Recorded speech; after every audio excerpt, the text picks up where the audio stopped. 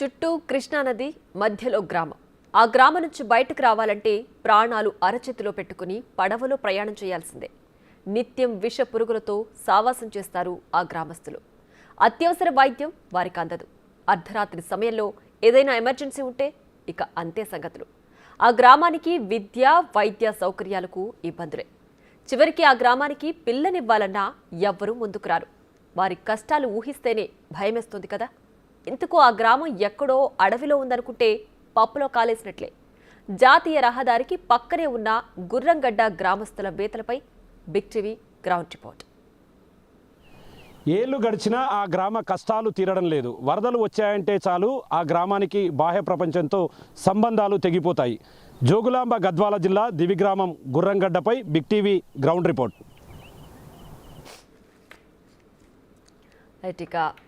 జోగులాంబ గద్వాల జిల్లాలోని గద్వాల మండలంలో ఉంది గుర్రంగడ్డ గ్రామం. కృష్ణానది మధ్యలో 2500 ఎకరాల విస్తీర్ణంలో ఈ ఊరుంది.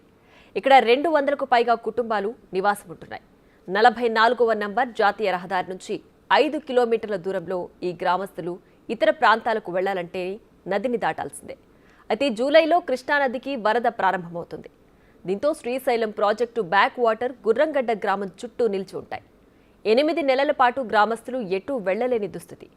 ఈ గ్రామంలో కనీస వైద్య సదుపాయం లేదు. ప్రభుత్వ వైద్యులు రారు. గ్రామంలో వైద్యం అందక గతంలో ఎంతో మంది మరణించారు. అత్యవసర పరిస్థితుల్లో నది దాటుతుండగా ప్రాణాలు కోల్పోయిన సందర్భాలు కోకొల్లలు. బిక్కుబిక్కుమంటూ భయాందోళనల మధ్య ఇక్కడి ప్రజలు జీవనం గడుపుతున్నారు. చివరకు గుర్రంగడ్డ యువతీ యువకులకు పెళ్లి సంబంధాలు కూడా కుదరవు. అంటే పరిస్థితి ఎలా ఉందో అర్థం చేసుకోవచ్చు. 1 కాదు 2 కాదు, దశాబ్దాలుగా ఆ గ్రామస్తులది ఇదే దుస్థితి. కృష్ణానదికి వరదలు వస్తే గద్వాల జిల్లాకు సంబంధించినటువంటి దివిగ్రామమైన గుర్రంగడ్డకు పూర్తి స్థాయిలో రాకపోకలు నిలిచిపోతాయి. ప్రజెంట్ మనం దివిగ్రామానికి సంబంధించి మరబోట్లో వెళ్తున్నాం. ఇక్కడ నుంచే ఈ మరబోటు ద్వారానే కూడా రాకపోకలు అనేది కూడా పూర్తి స్థాయిలో కొనసాగుతూ వస్తాయి. ప్రజెంట్ మన దగ్గర గుర్రంగడ్డ గ్రామానికి సంబంధించినటువంటి కొంతమంది కూడా ఉన్నారు. వాళ్ళతో కూడా మాట్లాడదాం. చెప్పండి, ఎప్పటి నుంచి సమస్య? అంటే ప్రతి ఏడు ఇదే జరుగుతూ వస్తుందా? ఇట్లాంటి టైంలో ఎట్లా ఉంటుంది సార్? మొదటి నుంచి కూడా మా తాతల కాంచి కూడా ఇదే ఊరు సార్ మాది. ఇంతవరకు అరిగిండ్లు ఉండేవి, అవి చాలా ఇబ్బందికరంగా అయిన తర్వాత ఈ బోటు శాంక్షన్ అయింది సార్. వరదలు ఎక్కువ వచ్చినప్పటి నుంచి ఇది శాంక్షన్ అయింది. మాకు దారి అయితే 5-6 నెలలు చాలా ఇబ్బందిగానే ఉంటుంది సార్. ఇది ఒక కాన్పులు అయినా కూడా ఆడపిల్లలకి చాలా ప్రమాదంగా ఉన్నప్పుడు చాలా ఇబ్బందికరంగానే ఉంటుంది సార్ మాకు. మా బాధలు మరి ఈ విషయాన్ని గత ప్రభుత్వం అంటే గతంలో కూడా చాలా సందర్భాల్లో బ్రిడ్జి నిర్మిస్తున్నామని చెప్పారు. అవి ఇప్పటివరకు ఎట్లా ఉన్నాయి? ఆ పనులు ఏమైనా సాగే? అవి శంకుస్థాపన చేసిండు కానీ మళ్ళీ ఆపేసిండు సార్. పని నడుస్తుంది, నడిపించిండు కొంతవరకు నడిపించి మళ్ళీ ఒక 5-6 సంవత్సరాలు అయింది, బందే ఉంది సార్. ఈ సంవత్సరం మొదలు పెడతానన్నారు మయ్యగారెడ్డి గారు. ఈ సంవత్సరం అస్సలు మొదలు పెట్టలేదు. అది పని ముట్టుకోలేదు సార్ ఈసారి, అది ఆపేసింది. గతంలో ఎప్పుడైనా ఇట్లా దీని మీద ప్రయాణించేటప్పుడు పుట్ల ద్వారా పోయేటప్పుడు ప్రమాదాలు జరుగుతాయి? ప్రమాదాలు అయితే లేవు సార్. మాకు భగవంతుని దయ వల్ల అట్లాంటివి జరగలేదు. జరగదన్నా జరిగినవని అనడం మాత్రం చాలా అది పెద్ద మోసం. అది అట్లాంటివి ఏం జరగలేవు. అరిగిండ్లు అలలు కొడితే కూడా అరిగిండ్లు కనపడని రోజులు కూడా ఉన్నాయి. కానీ మాకు ఆ జమ్మలమ్మ తల్లి దయ వల్ల మాత్రం మాకు ఎలాంటి ప్రమాదం లేదు. ఇప్పుడు ఏం కోరుకుంటున్నారు? బ్రిడ్జి కావాలా సార్ మాకు. ముఖ్యంగా మాకు బ్రిడ్జి ఒక్కటి అయితే మా బాధలు పిల్లలకు రాకూడదు. మా బాధలు మేము ఎట్లన్నా పడినాం కానీ మా పిల్లలకు రాకుండా కావాలని మా కోరిక సార్. చూస్తున్నా మొత్తంగా ఏళ్ళు గడుస్తున్నా కూడా ఇదే పరిస్థితి ఇక్కడ కొనసాగుతుంది. వర్షం ఎక్కువ వస్తే మాత్రం పెద్ద ఎత్తున ఇబ్బందులు ఉంటాయని చెప్పి కూడా చెప్తున్నారు. ప్రజెంట్ మన దగ్గర మరికొంతమంది కూడా ఉన్నారు. చెప్పండి, ఏం జరుగుతుంది? ఇదంతా చుట్టూ చూస్తుంటే ఇది ఒక భయానకమైనటువంటి వాతావరణంగా కూడా ఉంది. ఏం చెప్పదలుచుకున్నారు? ఇది ఎన్నేళ్ళుగా ఇదే పరిస్థితి కొనసాగుతుంది? మేము పుట్టక పూర్వం నుంచి కూడా ఈ పరిస్థితి ఇలాగనే ఉంది. అటువంటి పరిస్థితుల్లో కూడా రవాణా సౌకర్యం లేక చాలా ఇబ్బందులు ఎదుర్కొన్నాం. కానీ వచ్చే ప్రభుత్వాలు ప్రతి సంవత్సరం ఇంత నిధులు కేటాయించినా కూడా మాకు బ్రిడ్జి పూర్తవుతుంది. బ్రిడ్జి పూర్తయితే మా కష్టాలని తీర్చిన వాళ్ళు అవుతారు. ఎందుకంటే పిల్లకు జ్వరం వచ్చినా, పిల్లని చదివించుకోవాలని చెప్పినా, హాస్పిటల్కి వెళ్ళాలన్నా, సరుకులు కొనుక్కోరావడానికి పోవాలన్నా ఈ 4 నెలల కాలము దినదినం గండంగా ఉంటుంది. ప్రతినిత్యం కష్టం చేసుకొని బతికే వాళ్ళం మేము. అటువంటిది 4 నెలల సరుకులు ముందే కొనుక్కొని తీసుకొచ్చి పెట్టుకోవాలంటే అప్పులు చేసుకునే పరిస్థితి. రైతాంగము కూడా అప్పులు చేసుకొని ముందే వ్యవసాయదారులు మందు సంచులు తీసుకొచ్చుకొని ఆ రైతుల సౌకర్యాలతో అప్పులు చేసుకొని మేము ఎప్పుడు అప్పులపాలే అయ్యే పరిస్థితి ఉంది. ఈ రాష్ట్రంలో ఉన్నా కూడా మమ్మల్ని ప్రత్యేకమైన ఒక దివిసీమ లాంటి ప్రదేశంలో ఉండరు. గవర్నమెంట్ పెద్ద మనసుతో ఆలోచన చేసి మాకు ఈ బ్రిడ్జి పూర్తి చేసి మా కష్టాలను తీర్చి మేము ప్రభుత్వానికి రుణపడి ఉంటామని చెప్పి కోరుకుంటున్నాం. చూస్తున్నాం మొత్తంగా అంటే గ్రామస్తుల పరిస్థితి ఏ విధంగా ఉంటే గ్రామానికి సంబంధించి ఎవరైనా పెళ్లిళ్ళు చేసుకోవాలి, ఇక్కడ నుంచి పిల్లలను వేరే గ్రామాలకు ఇవ్వాలని, ఇక్కడ నుంచి పిల్లను తమ గ్రామానికి తీసుకోవాలన్నా కూడా పెద్ద ఇబ్బందికరమైన వాతావరణం. ఆ గ్రామం అంటే అన్న ఎవరు మీరు ఇక్కడ ఎందుకు వెళ్తున్నారు, ఏంటి ఇక్కడికి వెళ్తున్నారు కదా? నేను ఈ ఊరు అల్లుని సార్.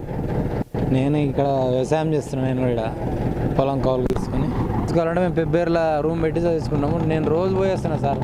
నాకు ఈ ఇబ్బందులు చాలా ఉన్నాయి. అదే బ్రిడ్జ్ అయితే నేను ఒక 20 నిమిషాల్లో వచ్చిపోతా. ఇప్పుడు నాకు ఈ బ్రిడ్జి లేనందుకు నేను రానికే నాకు 1.5-2 గంటలు పడుతుంది. అందుకే తొందరగా బ్రిడ్జ్ అయితే మాకు ఈ ప్రాబ్లం సాల్వ్ అవుతుంది. మొత్తంగా ఏంటంటే ఏళ్ళు గడిచినా కూడా తమ సమస్య ఒక కొలిక్కి రావట్లేదు. గతంలో బీఆర్ఎస్ ప్రభుత్వంలో ఉన్నప్పుడు ఎన్నికల సమయంలో ఇచ్చిన మాట ప్రకారం కేసీఆర్ ఇక్కడ బ్రిడ్జిని నిర్మిస్తానని చెప్పారు. కానీ 9 కోట్ల నిర్మాణంతో పూర్తి కావాల్సినటువంటి ఈ బ్రిడ్జి నిర్మాణ పనులు కూడా ఎక్కడికక్కడే నిలిచిపోవడంతో ఎప్పుడు వరదలు వచ్చినా కూడా ఇదే పరిస్థితి గ్రామానికి సంబంధించి తలెత్తుతూ ఉంటాయి. గ్రామానికి సంబంధించి గర్భిణీ స్త్రీలు ఎవరైనా ఇబ్బందులు ఉంటే మాత్రం వారికి ఖచ్చితంగా చాలా ఇబ్బందులు ఎదురవుతాయని చెప్పి కూడా త్వరితగతిన ఈ గ్రామానికి సంబంధించి బ్రిడ్జి నిర్మాణం చేపట్టాలని చెప్పి కూడా గ్రామస్తులు కోరుతున్నటువంటి పరిస్థితి కనిపిస్తుంది. తెలంగాణ రాష్ట్రం ఏర్పడిన తర్వాత గుర్రంగడ్డకు చక్కటి బ్రిడ్జ్ నిర్మాణం చేపడతామని బీఆర్ఎస్ హామీ ఇచ్చింది. 2018 ఎన్నికలలోపు పూర్తి చేస్తామని చెప్పారు. కానీ ఇప్పటికీ బ్రిడ్జ్ నిర్మాణం పూర్తి కాలేదు. ఆ తర్వాత స్థానికుల ఆందోళన అనంతరం 9,45,00,000 వ్యయంతో బ్రిడ్జ్ పనులు ప్రారంభించారు. పనులు నత్తనడకన సాగుతూ వచ్చాయి. చివరకు అంచనా వ్యయం పెరిగిందనే సాకుతో బ్రిడ్జి నిర్మాణాన్ని అర్ధాంతరంగా నిలిపివేసింది. నిర్మాణ కంపెనీ 32 పిల్లర్లకు గాను 18 పిల్లర్లు మాత్రమే నిర్మించి వదిలేశారు. అప్పటి పాలకుల నిర్లక్ష్యానికి నిలువునా నిలిచాయి ఈ పిల్లర్లు. గుర్రంగడ్డ గ్రామస్తులు ఏదైతే బ్రిడ్జి కావాలని అడుగుతున్నారో ఆ ప్రాంతంలో మనం ఉన్నాము. ఈ ప్రాంతంలో మనం క్లియర్గా చూడొచ్చు. ఇక్కడ శ్రీరంగాపురం గ్రామం నుంచి పూర్తిగా బ్యాక్ సైడ్లో గుర్రంగడ్డ బ్యాక్ సైడ్లో ఈ బ్రిడ్జి వేయాల్సి ఉంది. ఇది గతంలో జీవో వచ్చి దాదాపు 9 కోట్ల అంచనా వ్యయంతో కూడా దీని నిర్మాణ పనులు చేపట్టారు. అయితే పూర్తిగా ఇది 33 పిల్లర్లు నిర్మించాల్సి ఉండగా ఇప్పటికీ 18 పిల్లర్లతోనే ఇది సరిపెట్టుకోవాల్సినటువంటి పరిస్థితి కనిపించింది. 2023లో సీఎం కేసీఆర్ భారీ బహిరంగ సభకు హాజరైన క్రమంలో కూడా ఖచ్చితంగా ఇక్కడ ఈ బ్రిడ్జి నిర్మాణ పనులు క్లియర్గా చేయాలని గతంలో చెప్పిన మాట తిరిగి చెప్పకపోవడంతో అప్పట్లో గ్రామస్తులు కూడా పూర్తిగా ఆగ్రహం వ్యక్తం చేశారు. దీని అంచనా విలువ ఇప్పటికీ దాదాపు 12 కోట్లకు చేరిందని చెప్పి కూడా స్థానికంగా ఉన్నటువంటి ఈ ప్రాజెక్టుకు సంబంధించి ఏదైతే దీన్ని వర్క్ చేస్తారో ఇంజనీర్స్ చెప్తున్నారు పరిస్థితి అయితే ఇక్కడ కనిపిస్తుంది. ముఖ్యంగా ఇక్కడ దాదాపు ఒక 2 కిలోమీటర్స్ దూరంలో ఉన్నటువంటి ఈ బ్రిడ్జి పూర్తి స్థాయిలో నిర్మాణం అయితే కానీ వారికి పూర్తిగా కష్టాలు తప్పుతాయి. ఎందుకంటే గుర్రంగడ్డ బ్యాక్ సైడ్ నుంచి ఈ ప్రాంతం గుండా దీని గుండా ప్రయాణం చేస్తే మనకు అవతల దాదాపు 1 కిలోమీటర్ దూరంలోనే NH44 కూడా కనిపిస్తుంది. కాబట్టి గ్రామస్తులు కోరుకునేది ఒకటే, ఈ పుట్టిలో ప్రయాణం చేయలేము, మరోవైపు మరబోట్లలో మేము ప్రయాణం చేయలేము. కాబట్టి ఏళ్ళు గడుస్తున్నా కూడా తమకు బ్రిడ్జి నిర్మాణ పనులు చేపట్టకపోవడంతో తాము పూర్తి స్థాయిలో ఇబ్బందులు ఎదుర్కొంటున్నామని చెప్పి కూడా గ్రామస్తులు చెప్తున్నారు. గత బీఆర్ఎస్ ప్రభుత్వంలో తమకు అన్యాయం జరిగింది.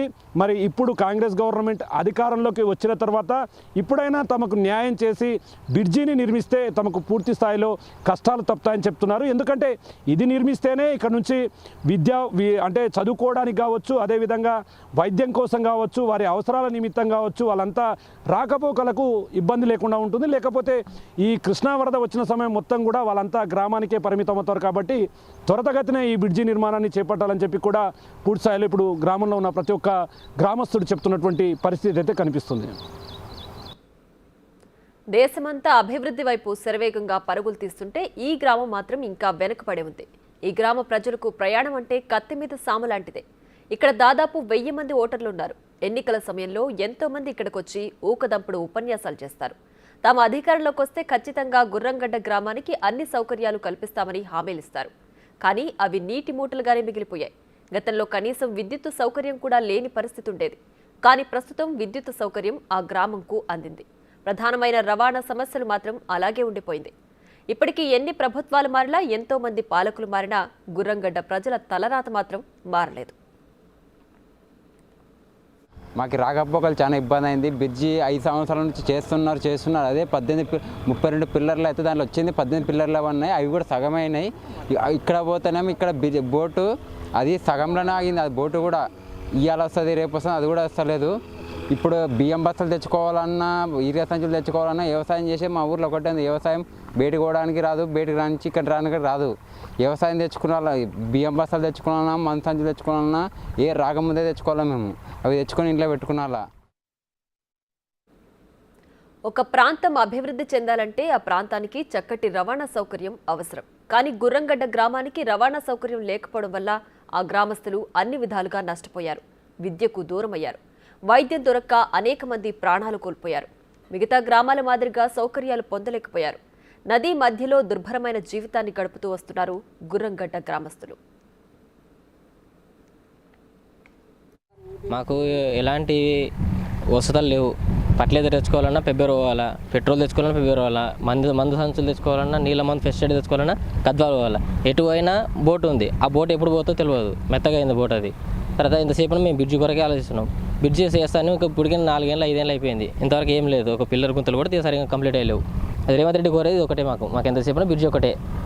ఫర్టిలైజర్ తెచ్చుకోవాలన్నా, ఏం తెచ్చుకోవాలన్నా ఇట్లా బోట్లోనే అన్ని పిల్లలకైనా పెద్దోళ్ళకైనా ఎవరైనా హాస్పిటల్కి వెళ్ళాలన్నా, మొత్తానికైతే హాస్పిటల్కి పోవాలన్నా ఇదే ఒకటే ఉంది మాకు మార్గం. అది ఎప్పుడు బంద్ అయితే తెలియదు. మాకు ఎంతసేపు బ్రిడ్జి ఒకటే కావాలి. మేము ఫస్ట్ ఎయిడ్ తెచ్చుకోవాలన్నా, మందులు తెచ్చుకోవాలన్నా వర్షాకాలం వస్తే 1 నెల ముందే తెచ్చుకోవాలి. ఆ 1 నెల నుంచి మేము పంట కట్టే వరకు మాకు ఇంట్రెస్ట్ చేసిస్తాం. వాళ్ళు దానికి కూడా వడ్డీ సంక్రాంతి వరకు మాకు వడ్డీ ఉంటుంది. ఆ వడ్డీ కట్టుకొని కూడా మాకు ఇబ్బంది అవుతుంది. ఇక వండేది ఇంత అయితే మేము కట్టేది ఎక్కువ అవుతుంది. ఏం తెచ్చుకోవాలన్నా బోటే, ట్రాన్స్ఫర్ కలిపినా బోటుకు పోవాల్సిందే. ఏమైనా బోట్లో ఉంది. ఆ బోటు ఇప్పుడు పోతే తెలియదు. పిల్లలు వియ్యనికే తీసుకుపోనికే ఎంత సంకటం అంటే అంత తిప్పలున్నది. రానికే లేదు, పోనీకే లేదు, రాకలు లేదు, పోకలు లేదు. ప్రతి ఒక్కటి ఇబ్బంది గ్రామం అయింది నాయన మాది. అదొక బ్రిడ్జి కూడా వేస్తే కూడా మాకు అంత సంతోషం ఉంటుంది, అంత ప్రతిది ఉంటుంది. ప్రతి నిధులకు కూడా బాగుంటుంది, కూలీలకు బాగుంటుంది, ఇక్కడ రైతు బంధువులకు బాగుంటుంది. ప్రతి ఒక్క విషయంలో అయినా కూడా మంచిగా ఉంటుంది. మాకు ఎక్కడ ఉంది నాయన పిల్లల అక్కడ వియనికే పోనీకే దారి లేదు, అక్కడ రానికే దారి లేదు. మాకు ప్రతి ఒక్కటి ఇబ్బంది ఉంది నాయన. ప్రతి ఒక్కటి నివాసించుకొని మీకు మొత్తానికి సింహకూర్చులు చేసినట్టే నాయన. మా ఊరు ఇప్పుడు చూడు పసలకి డాక్టర్లే, మంతులకు డాక్టర్లే, పిల్లలకు లేదు. ప్రతి ఒక్కదానికి ఎంత సర్వ ఇబ్బంది అంటే అంత ఇబ్బంది ఉంది నాయన. ఏదైనా ప్రమాదం జరిగిన తర్వాత స్పందించి చర్యలు తీసుకోవడం కన్నా ప్రమాదాలు జరగకుండా ముందు జాగ్రత్తలు తీసుకోవడం మంచిది. కేసీఆర్ హయాంలో ఇచ్చిన మాటను మరిచారని, కాంగ్రెస్ ప్రభుత్వంలో సీఎం రేవంత్ రెడ్డి గ్రామంపై దృష్టి సారించి బ్రిడ్జి నిర్మాణం చేపట్టి గ్రామస్తుల చిరకాల కోరికను తీర్చాలని గ్రామస్తులు వేడుకుంటున్నారు. ప్రభుత్వాలు మారినా, పాలకులు మారినా తమ కష్టాలు పట్టించుకునే నాదుడే కరువయ్యాడని చెప్పి గుర్రంగడ్డ గ్రామ ప్రజలు ఆవేదన వ్యక్తం చేస్తున్నారు. కేసీఆర్ హయాంలో అమలు కాని బ్రిడ్జి నిర్మాణ పనులు కొత్త ప్రభుత్వం రేవంత్ రెడ్డి హయాంలో త్వరితగతిన పూర్తి చేసి తమ కష్టాలు తీర్చాలని చెప్పి గుర్రంగడ్డ ప్రజలు కోరుకుంటున్నారు. ఇది ఓవరాల్గా గుర్రంగడ్డకు సంబంధించినటువంటి అప్డేట్. కెమెరా పర్సన్ నగేష్తో శంకర్ గౌడ్, బిగ్ టీవీ, గుర్రంగడ్డ నుండి. For more videos like this, subscribe Big TV channel.